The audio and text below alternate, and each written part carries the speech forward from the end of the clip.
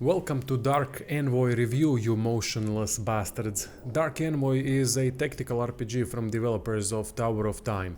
Both games utilize the same combat style that is a staple for developer Event Horizon.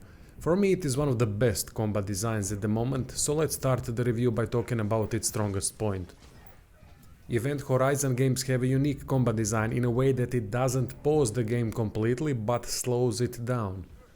Real-time with pause RPGs halt everything upon pause press, but Event Horizon games slow it down to a degree that the player wants due to slow motion level being adjustable in options. I have to say I prefer slow motion to complete pause as it helps a lot in understanding what is happening on the screen, plus watching explosions and various effects is so much better at times. And there is a lot happening. Dark Envoy is quite tactical, with lots of status effects, resistances, varied effects such as armor strip, environment interactions, cover use, and pesky frequent occurrence of being attacked from all sides. On top of all that, there are status effect synergies that trigger additional effects. For people that like to go the extra mile to utilize every little thing to their advantage, this game is just the right thing. You are gonna have to understand and utilize a lot of the small mechanics like synergies to go through the hardest difficulty.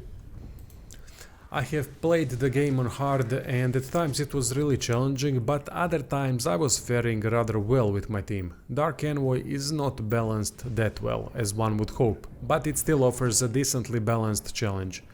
At times ranged enemies can do an insane amount of damage with one hit, which seems to be a bug as it goes through a magic shield and health like a knife through butter. Other than that, boss fights are gonna be a bit more difficult, which is to be expected. Without a doubt, combat is Dark Envoy's biggest selling point. It never stops being interesting as there is sufficient depth to the system with plenty of challenges through 4 difficulty modes. Character progression is quite good as well. 5 attributes that boost specific stats such as mana regen, life regen, critical hit chance, increase in equipment weight, max mana, max health and many others.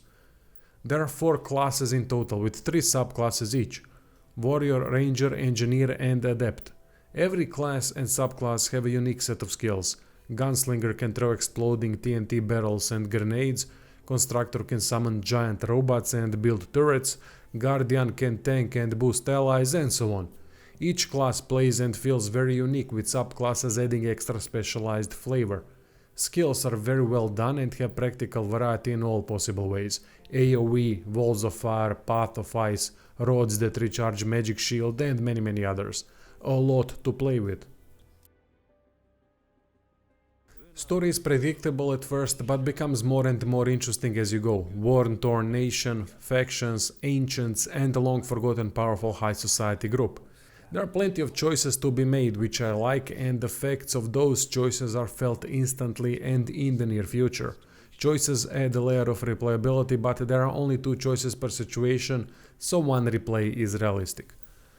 Either way, I respect the studio's commitment to story due to combat and character progression being fantastic basis for a typical modern, non-story focused grindy game, as it offers good depth in both, with combat always being interesting and fun. Way more than the Empire's money. They've surely underpaid you.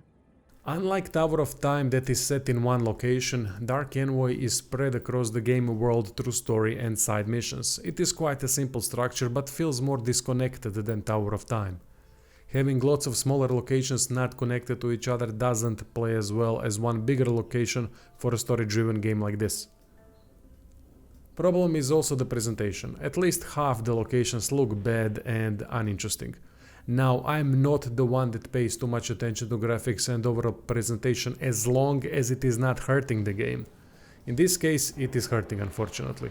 As long as the presentation is mediocre or at least subpar, I would never count it against indie games, but in some cases it is bad in a way that developers have chosen the wrong art style or engine or whatever.